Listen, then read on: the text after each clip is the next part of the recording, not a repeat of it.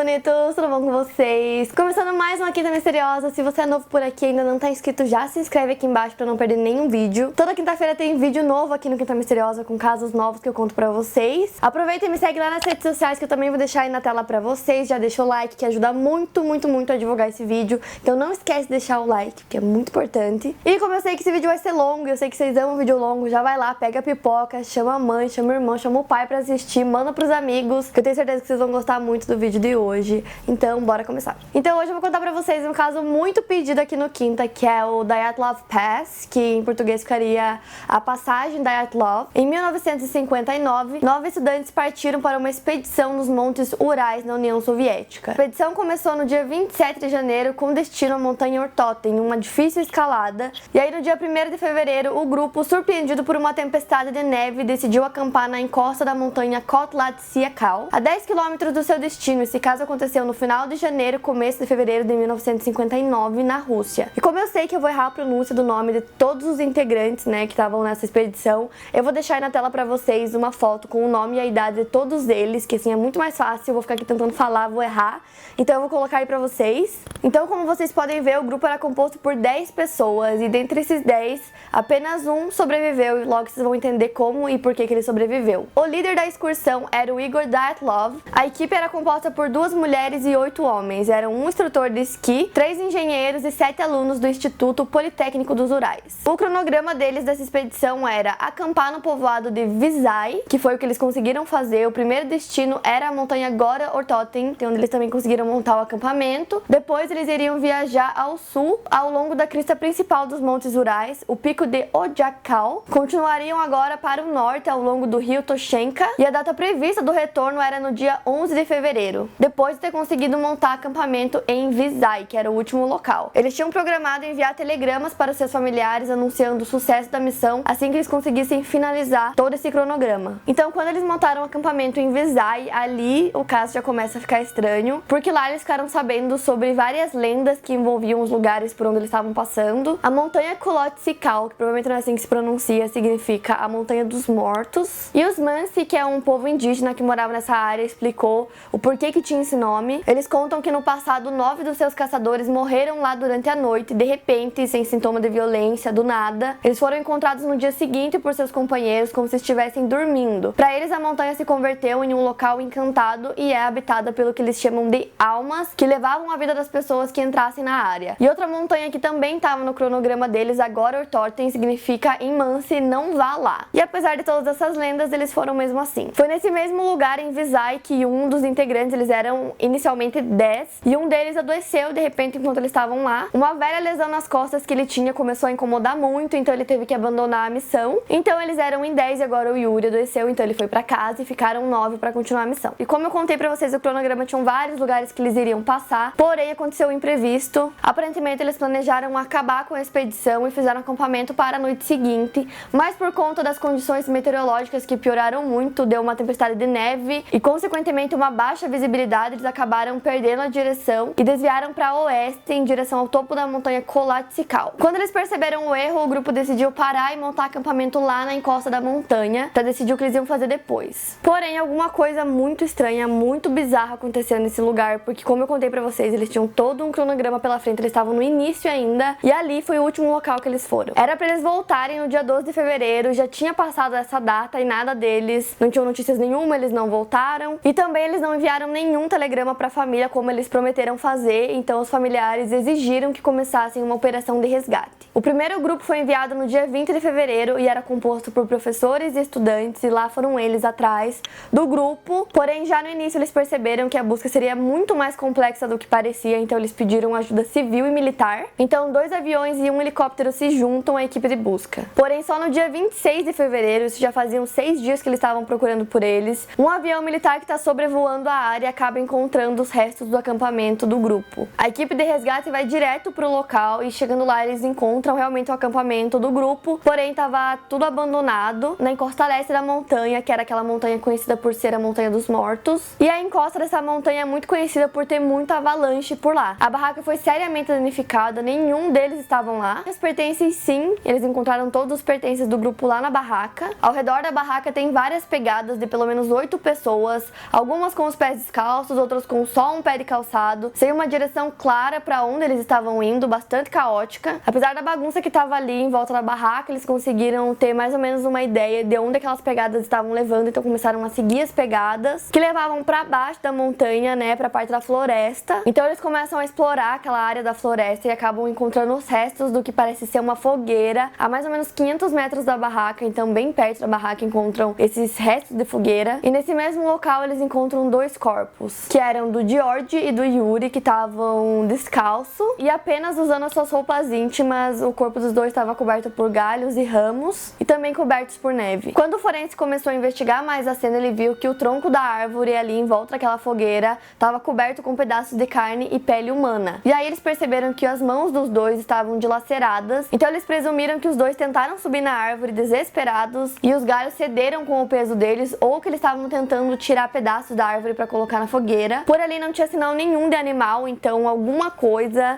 fez com que eles saíssem da barraca só com o que eles estavam vestindo e correr para a floresta para tentar se proteger, para tentar se esconder, e que eles provavelmente estavam muito desesperados mesmo para estar com a mão toda dilacerada, toda arrebentada, de tentar tirar os galhos das árvores ou tentar subir nas árvores. Perto do local eles encontraram o terceiro corpo, que era o do líder do grupo, o Igor Dyatlov. Ele estava deitado, virado para cima, com a cabeça na direção da barraca. Ele estava indo em direção à barraca. Em uma mão ele segurava ramo da floresta e com o outro braço ele cobria o rosto como se ele estivesse se protegendo de alguma coisa. Pouco mais de 180 metros à frente, em direção à barraca, eles encontram o cadáver de Rustem, meio coberto de neve, com o rosto no chão e com uma fratura de 17 centímetros na cabeça. Nas proximidades eles encontraram vestígios de sangue, então começaram a seguir esses vestígios e acabaram encontrando a Zenaida, que foi a que mais se aproximou da barraca. Não foi possível comprovar se aquele sangue era dela ou não. O corpo dos 3 últimos sugeriam que eles estavam tentando voltar para o acampamento, voltar para a barraca. O restante da equipe não apareceu até que ocorresse o degelo, então apenas no dia 4 de maio surgem os restos de 4 corpos desaparecidos em um barranco de cerca de 4 metros de profundidade, bem perto da árvore onde encontraram os 2 primeiros corpos. Ao contrário dos primeiros, que estavam apenas com as roupas de baixo, esses estavam vestidos, mas com itens bem aleatórios. Todos os corpos sofreram graves danos. A Lyudmila tinha fraturas simétricas nas costelas, afundamento da caixa torácica na altura do coração. Ao examinar mais o corpo dela, perceberam que a cabeça estava deitada para trás com uma fratura, a boca muito aberta e sem a língua e sem o globo ocular, e nem a carne que cobre a cavidade bucal. Esse caso inteiro, do começo ao fim, ele é muito bizarro, vocês vão ver durante o caso, mas assim, pra mim essa parte é uma das mais esquisitas. Como que só ela não tinha o globo ocular e não tinha a língua, enquanto todos os outros tinham? Por que só ela? Como só ela? O que aconteceu? Tipo assim, não faz sentido algum. Quanto à roupa, o pé da Lyudmila foi envolvido com uma peça feita de pedaços das calças de outros 2 dos integrantes, e ela também usava um gorro de peles artificiais e o seu casaco. O Zolotarev tinha as costelas quebradas do lado direito e o Thibaut tava com o crânio esmagado. E uma coisa também bem esquisita que aconteceu foi que durante os funerais os familiares disseram que a pele deles estava muito estranha, com uma cor alaranjada que eles não tinham, e alguns também relataram que o cabelo deles estava meio cinza. Outra coisa que também encontraram lá, que foi bem estranha, é que algumas peças de roupa que encontraram lá do grupo, elas tinham radioatividade. Fora que os corpos que foram encontrados só em maio, eles foram cobertos por gelo, então eles só encontraram depois, e o gelo e a água danificaram muito a cena e muitos corpos deles também, o que dificultou ainda mais a investigação. A barraca foi super analisada porque era a maior prova que eles tinham, que estava lá com todas as coisas deles. E é importante lembrar também que quando eles chegaram na barraca para procurar por eles, eles não esperavam que tivesse acontecido aquela tragédia, esperavam encontrar todos eles vivos, esperando por ajuda. Então, quando eles chegaram na barraca, eles não tiveram o cuidado que eles teriam se eles soubessem, cuidado de tirar fotos de como as coisas estavam. Então, foi mexido, as pessoas pisaram em volta, mexeram nas coisas, então não foi pego as provas da forma como deveria, porque até então ninguém imaginava que precisava. Eles pegaram os objetos pessoais encontrados lá, separaram e entregaram para os familiares. Pelo que eu pesquisei, tinham 2 diários que eles estavam escrevendo durante a expedição. Um deles sumiu, só encontraram um. Lá eles também encontraram vários rolos de filme de câmera sem revelar. Depois eles descobriram que ao todo eram 10, mas eles só conseguiram encontrar 4. E uma coisa que eles descobriram na investigação da barraca, que é extremamente importante nesse caso, é que a barraca estava toda rasgada, e eles achavam que havia sido rasgada por fora, por um animal, por alguma coisa assim, ou sei lá, pessoas, mas eles descobriram que todos os rasgos foram feitos de dentro da barraca. Então alguma coisa aconteceu que eles ficaram tão apavorados para sair da barraca que eles rasgaram com a própria mão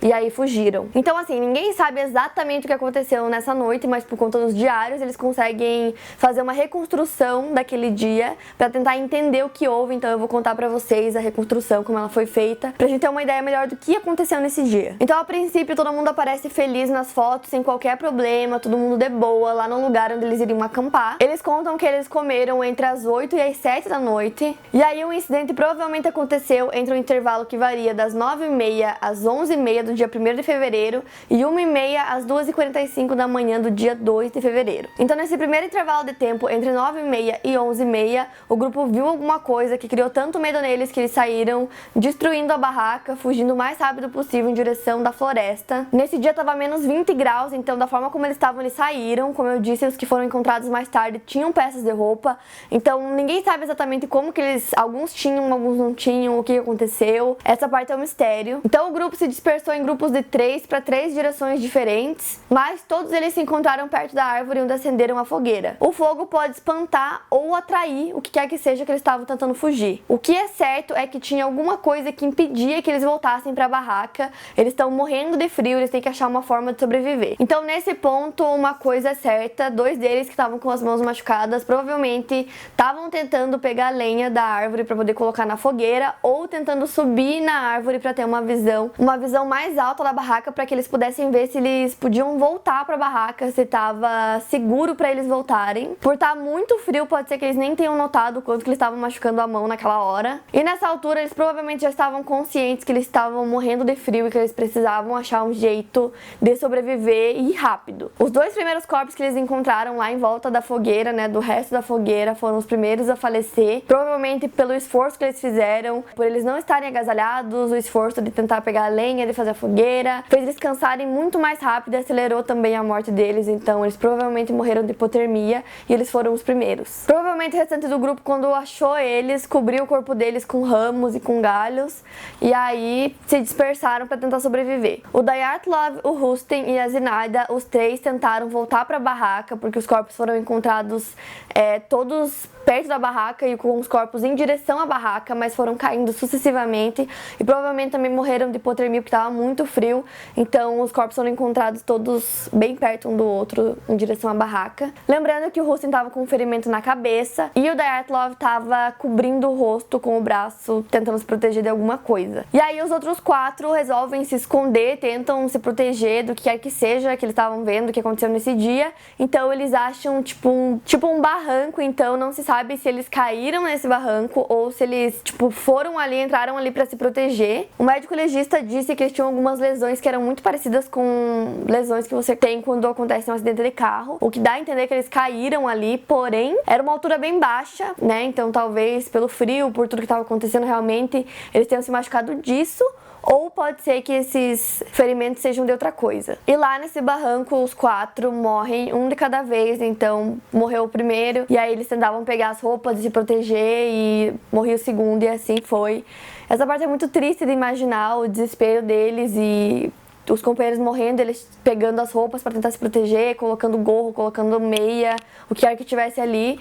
Mas no fim, todos eles morreram, um de cada vez. Então tudo que foi encontrado lá no dia, os diários, as fotos, os documentos, tudo foi colocado em exposição, até que o caso começou a ficar muito famoso, então eles decidiram guardar esses documentos e restringir o acesso a eles para poder preservá-los. Então depois foi montada uma fundação que se chama Fundação Dyatlov, que tem a missão de preservar a memória de todos os montanhistas, e lá na fundação também tem uma cópia desses documentos. O diretor dessa fundação é o Yuri, que é o único sobrevivente, que foi aquele que adoeceu e voltou para casa antes, então ele é o diretor da fundação. Então ele tem na posse dele na fundação todos os documentos, fotos, negativo das fotos, relatórios. Eles escreviam relatórios indicando o horário que eles faziam cada coisa, então o diário, todas essas coisas estão com ele. Depois de 4 semanas o caso foi finalizado e eles concluíram que todos eles morreram devido à fúria da mãe natureza e que a causa oficial da morte de todos eles era hipotermia, porém sem explicação nenhuma do porquê que eles fugiram, explicação sobre as fraturas encontradas nos corpos.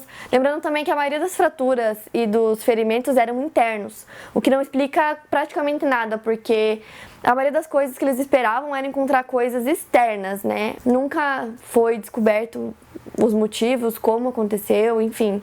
Eles concluíram o caso dessa forma. O exército russo decidiu fechar a passagem para que não acontecesse mais nada, para que as pessoas não fossem até lá. O caso ficou muito conhecido e todo mundo queria entender o que aconteceu, porque eram muitas perguntas sem nenhuma resposta. O mesmo local, inclusive, hoje tem outro nome, agora o nome é Passagem Dyatlov, e lá tem um mural onde recorda a morte dos 9 montanhistas. Então, basicamente, no fim, a explicação deles era que o líder tomou algumas decisões erradas, que acabou levando eles para direções erradas também, e que isso ocasionou a morte de todos eles de causas naturais. Porém, no relatório oficial dizia que 6 deles morreram de hipotermia e que 3 deles morreram de pressão, né, pelas lesões que foram encontradas. E essa pressão nos corpos foi causada por alguma coisa que a gente não sabe o que é. E como eu disse, toda a expedição, ou pelo menos a primeira parte, que foi o que eles conseguiram concluir, foi muito bem documentada, com muitas fotos, com diário, com relatórios. Então, a partir disso, dessas provas, surgiram muitas teorias. Então agora a gente vai analisar algumas delas.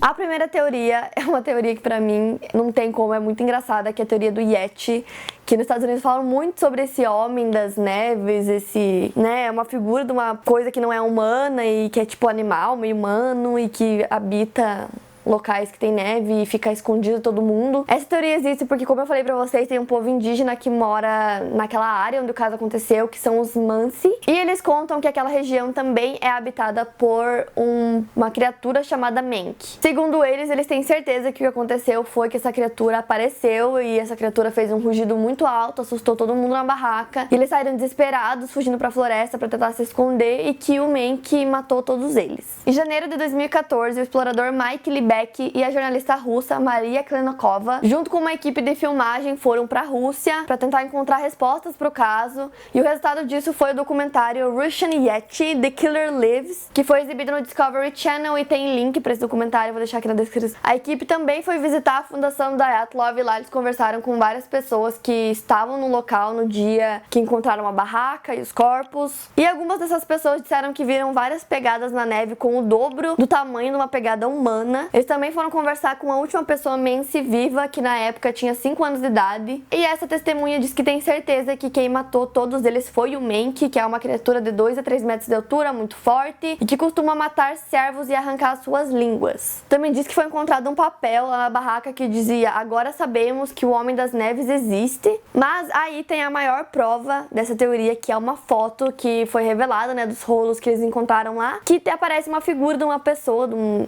homem, uma criatura no fundo, que pode ser um Menk, mas que também pode ser uma pessoa, e podia muito bem ser alguém também do povo indígena do Mensi, que tava, sei lá, pela área ali, acabou aparecendo na foto lá atrás. Então eu já vou aproveitar e vou colocar nessa teoria também uma outra teoria que eu quase não ia colocar no vídeo, que é sobre o povo Mensi, que eles teriam assassinado todos os montanhistas, e o povo Mensi costuma caçar muito, e como eu disse, eles moram naquela área. Então nessa teoria eles encontraram a barraca, foram até lá, falaram com eles pra eles saírem daquele local, e aí eles se recusaram a sair, disseram que estavam numa expedição, que eles iam continuar ali, e querendo ou não, eles acendiam fogueira, eles deixavam marcas por onde passavam. Então, pro povo Mensi, porque eles eram intrusos, porque eles estavam num lugar que eles não deveriam estar. Mas essa teoria eu só coloquei por colocar mesmo, porque logo no início essa possibilidade foi descartada, primeiro pela forma que os corpos foram encontrados, né, cada um num lugar e tal, e com praticamente nenhum ferimento externo. Então, se eles tivessem assassinado o grupo, provavelmente teria mais alguma coisa, então não tinha sinal, não tinha prova nenhuma. Fora que quando aconteceu esse caso, já fazia 30 anos que não tinha relato nenhum de crime naquela área, ou com os Mensi, com nada. Eles ajudaram muito também na busca, porque eles conhecem o local, então eles foram essenciais na busca quando todo mundo chegou no local que aconteceu. Então eu acredito que não foi o Yeti nem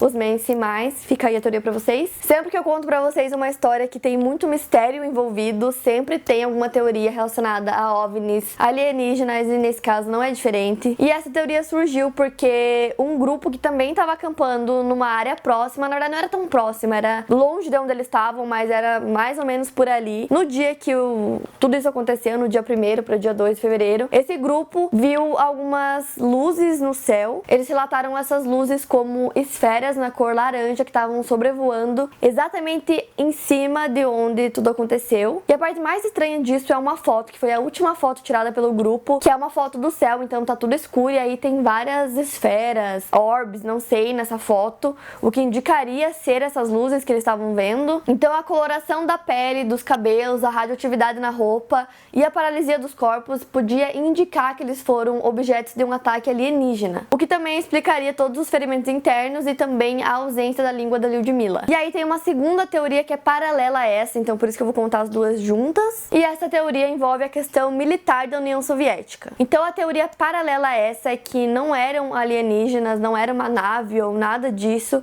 eram na verdade experimentos que os militares estavam fazendo em uma área bem próxima dali de onde eles estavam. Fora que assim, se a radiação fosse causada pelos militares por testes que eles estavam fazendo ou pelos alienígenas, ia ter radiação por todo o local, pela barraca, pelos corpos, em tudo, mas só tinha na roupa de 2 deles. Então não explica. A alienígena eu acho muito pouco provável, né? Praticamente nada, mas já, né, paralela a essa teoria militar, eu já acho que faz mais sentido. As pessoas sabiam que aquela área era uma área militar e lá eles faziam muitos experimentos. Eles estavam testando armas químicas, protótipos de aviões, testes de mísseis. Então, nessa teoria, um desses experimentos teria matado o grupo acidentalmente. Então, por exemplo, assim, digamos que um protótipo de avião deles produziu essa luz laranja que assustou, o grupo inteiro eles ficaram com medo ou produziu um ruído, alguma coisa assim, então eles ficaram com medo, fugiram. Por conta do frio, não conseguiram voltar a tempo e acabaram todos morrendo de hipotermia. Então, nessa teoria, entre os tipos de armas que eles podiam estar experimentando, se fala que alguma coisa explodiu, mesmo que não deixasse restos, o que explicaria os danos físicos de 4 dos integrantes do grupo, ou algum tipo de spray paralisante, ressonâncias ultrassônicas que produzissem confusão momentânea, que poderia explicar o porquê que eles saíram sem nem colocar as roupas, né? Saíram no frio de menos 20 graus Celsius. Enfim, algum tipo de arma química, qualquer coisa que justificasse a fuga deles e também justificaria o porquê que eles não voltaram para a barraca por medo dessas luzes laranja ainda estarem lá. E aí no fim os que foram encontrados, né, tentando voltar para a barraca viram já que não tinha mais nenhuma luz e tentaram voltar, só que não conseguiram a tempo. E fala até na possibilidade de um avião passar borrifando algum tipo de substância que deixa a pessoa confusa ou que causa alguma coisa no corpo. E aí, enfim, que alguma dessas coisas aconteceu no dia e que acidentalmente eles mataram o grupo inteiro. O Yuri, que foi o único sobrevivente, teve que ir até o local e reconhecer o corpo de todos os integrantes, todos os amigos dele, que com certeza não foi fácil, e ele tem certeza, na opinião dele, que os militares têm alguma coisa a ver no caso, que eles estão envolvidos de alguma forma. O Yuri também teve que explicar qual roupa era de quem. Ele também teve que identificar todos os objetos encontrados na barraca, e nesses objetos ele encontrou 2 que não pertenciam a ninguém do grupo. Um desses objetos era um óculos militar, e o outro objeto era um obitki, que é uma peça de roupa que se usa para envolver os pés ou as pernas para manter o calor. Esse objeto foi muito usado entre os soldados nos anos 40 e depois entre os prisioneiros dos campos de concentração. Ou seja, poderia ter sido usado por algum soldado na época, ninguém sabe como chegou lá e ninguém sabe como desapareceu, porque esse objeto simplesmente desapareceu. Ele também viu que encontraram 3 câmeras, mas ele dizia que ele tinha certeza absoluta que não eram 3, que eram 4. E também foi ele que deu falta de um dos diários que simplesmente sumiu da barraca, foi encontrado só um, e ele dizia que tinha certeza que tinha mais um. Além disso, tem outras coisas bem estranhas que o Yuri mencionou, como por exemplo, ele disse que ele viu muitos documentos que indicavam que os militares começaram as investigações 10 dias antes. Esses documentos também desapareceram, ninguém nunca mais viu. Ele também contou que viu saindo da sala de necrópsia vários órgãos dos amigos deles que seriam enviados para laboratório, mas nunca chegaram. E se chegaram, não há nenhum documento que fale sobre isso. E lembrando também que os primeiros a encontrarem o acampamento foram militares em um avião, lembra que eu falei para vocês no começo? Então, realmente, eles foram os primeiros a encontrar. Então, quem garante que eles já não tinham encontrado antes da data que eles avisaram todo mundo? Então, não deixa de ser uma teoria que eles realmente mataram o grupo inteiro por acidente, e aí eles foram até a cena, encontraram todo mundo, e aí fizeram parecer com que alguma coisa aconteceu, e aí eles morreram daquela forma muito estranha, muito bizarra, mas que foi tudo armado por eles. E isso também explicaria o fato de algumas coisas terem sumido dos pertences, que o próprio Yuri, que foi o único sobrevivente, falou. Por exemplo, a câmera sumiu, vários rolos de fotos também sumiram, o diário de um deles também sumiu. Os próprios militares falaram que acreditam na teoria alienígena. Então, será que eles realmente acreditavam nessa teoria, ou que eles só falavam isso para tentar tapar algum assunto do exército? A próxima teoria é a teoria mais simples sobre o caso, que é a teoria da avalanche. Nessa teoria, o grupo teria acordado em pânico porque ouviu o barulho da avalanche, então eles não pegaram nada, simplesmente fugiram para a floresta para tentar se proteger. Fizeram uma fogueira, 2 pessoas morreram de hipotermia. Uma parte do grupo tentou voltar para poder pegar roupas e o que tivesse sobrado lá na barraca e morreu no caminho. E os últimos 4 foram pegos de fato pela avalanche, por isso que eles estavam naquele barranco, que era tipo um buraco assim, sabe? E aí eles acabaram morrendo lá de hipotermia também, e isso explicaria os ferimentos que eles tinham. Essa foi a primeira versão, a versão oficial, porque no local onde eles estavam era muito comum ocorrer avalanches do nada, e eles estavam cientes disso. O tempo também havia piorado muito, o que eles mesmos relataram, né, nos diários e nos relatórios. E aí uma das dúvidas que surgiram foi o porquê que eles escolheram justamente esse local, sabendo que não era o lugar mais apropriado, mais seguro. Porém, o Yuri, que é o único sobrevivente, discorda totalmente dessa teoria. Ele diz que ele conhecia muito bem a Dyatlov e que ele tem certeza que tudo que aconteceu teve um motivo. Ele disse que com certeza a mudança de tempo influenciou muito nisso, porque o acampamento deveria ser a mais ou menos 20 km de onde eles montaram. Então, ao invés de retroceder e perder ainda mais tempo ou continuar a caminho de onde deveria ser o acampamento, o que seria mais perigoso, eles estavam muito cansados, estava muito frio. O Yuri disse que o mais lógico era montar o acampamento exatamente onde eles montaram, que era perto da floresta. Então, se acontecesse alguma coisa, eles conseguiriam escapar. Fora que não faz sentido nenhum pra mim, porque eles eram muito experientes, eles sabiam o que eles estavam fazendo, eles não iam montar acampamento num lugar que fosse muito perigoso e que fosse dar uma avalanche. E aí, o que pra mim descarta já essa teoria, apesar de ser a que as pessoas mais usam pra explicar tudo, é que tem foto da barraca antes, né, a barraca que foi encontrada depois, quando eles montaram, e tem uma foto que foi tirada depois, quando encontraram a barraca, e tá tudo exatamente do mesmo jeito. Ou seja, não teve avalanche naquele dia e não teve também depois, porque tava tudo exatamente igual. Fora que se tivesse acontecido uma avalanche, não explicaria os danos que tinham nos corpos que foram encontrados. Aqueles danos não poderiam ser produzidos por uma avalanche. Tem também uma teoria que é em volta de todas aquelas coisas sobrenaturais das montanhas dos mortos e sobre todas aquelas lendas que os Menci contavam. Como eu falei pra vocês, algumas pessoas da tribo tinham certeza que quem matou o grupo inteiro foi o Menki, o Yeti. Mas a outra parte da tribo acreditava que eles haviam sido mortos por forças naturais, forças da floresta. Eles acreditavam que eles foram atacados pelos espíritos das montanhas, os verdadeiros donos da região, o que explicaria muita coisa, explicaria os hematomas internos, explicaria o porquê que eles correram com tanto medo, porquê que eles se separaram, porquê que eles não pegaram as roupas. Fora que no diário do Dyatlov tem uma parte que ele cita que eles estão seguindo um caminho de caça dos Menci, que no dia anterior um dos caçadores tinha traçado esse caminho, eles sempre marcavam nas árvores. Essa marca dizia quantos caçadores passaram por ali, qual clã eles faziam parte. Agora que eu tô pensando melhor, lembra da teoria do Yeti, né? Que tem a foto. Pode ser um dos caçadores nesse mesmo dia, né, gente? Então aí já tem mais isso. A princípio eu pensei em nem colocar essa teoria no vídeo, porque eu achei ela fraca, mas aí comecei a encontrar mais coisas sobre, que é o seguinte. Essa tal maldição já tinha acontecido antes, os caçadores Menci mortos da lenda eram 9. Os esquiadores do grupo de Dyatlov também eram 9. Em 1960, um avião com 9 pessoas, entre pilotos e geólogos, caiu na mesma montanha e morreram os 9 ao recuperar os vestígios da caixa preta. Não encontraram nenhuma explicação para o acidente. Atualmente, os excursionistas evitam passar em grupos de 9 nessa região por conta dessas lendas. Então, assim, foram os espíritos que acabaram machucando eles, paralisando eles, que aí eles não conseguiram voltar, ou quando tentaram voltar, morreram de frio. Também tem uma teoria que eles teriam ingerido alguma substância tóxica ou algum produto em mau estado. Eles compraram várias coisas, tipo carne em conserva, essas coisas assim para levar na viagem. Então, pode ser que eles tenham ingerido alguma dessas coisas que não estava numa condição boa. E aí isso acabou ocasionando alguma confusão lá, não sei.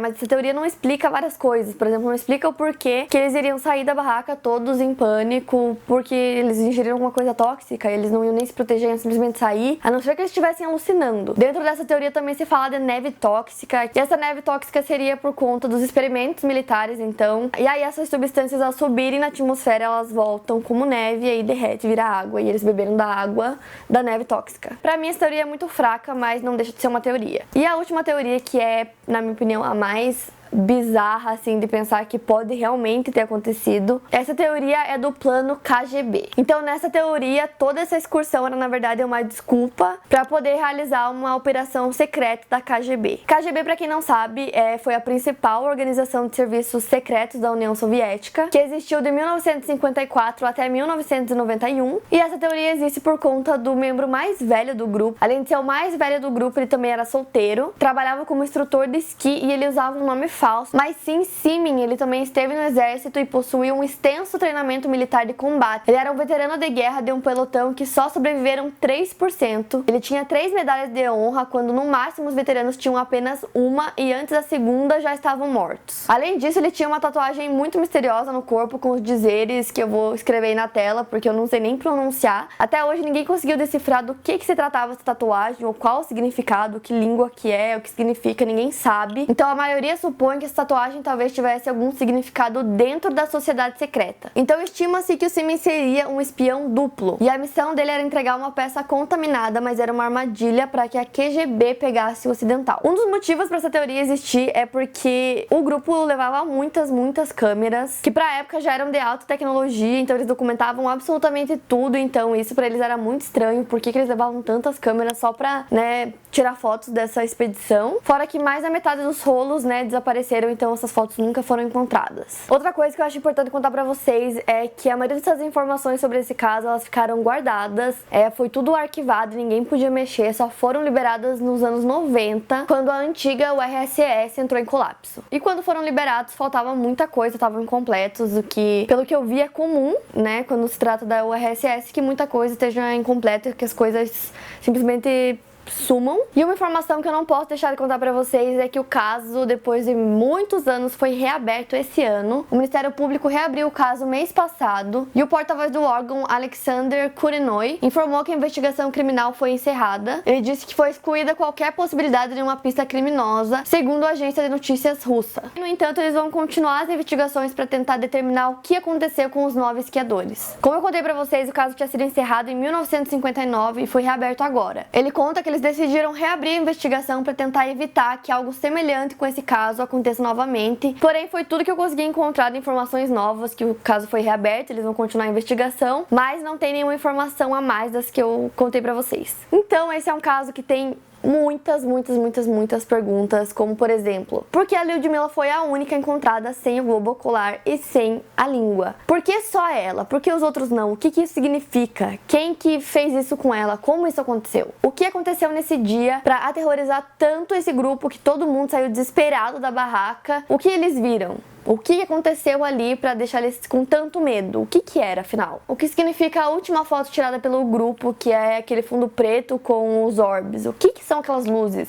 O que eles queriam dizer tirando essa última foto? Então, o que será que aconteceu nesse dia com esse grupo de pessoas que estavam acostumadas a acampar em lugares assim, com uma dificuldade maior? São muitas perguntas sem nenhuma resposta. Esse é um dos casos, na minha opinião, um dos mais bizarros, mais misteriosos que tem. Eu sei que eu sempre falo isso, mas esse, com certeza, é um dos, assim, que é mais, não dá pra entender nada nesse caso, não tem resposta. E ele é mais um caso que permanece até hoje não solucionado. Então, gente, esse foi o caso de hoje. Espero muito que vocês tenham gostado, vocês pediram muito. É um caso gigantesco, mas eu espero muito que vocês tenham gostado desse vídeo. Se você gostou, não esquece de deixar o like, porque é muito importante pra divulgar o vídeo. Então, deixa o like, manda pros seus amigos, indica o canal pra eles. Se você ainda não tá inscrito aqui no canal, já se inscreve pra não perder nenhum vídeo. As minhas redes sociais vão estar aqui na tela pra vocês irem me acompanhar por lá também. E é isso, gente. Eu vejo vocês no próximo vídeo.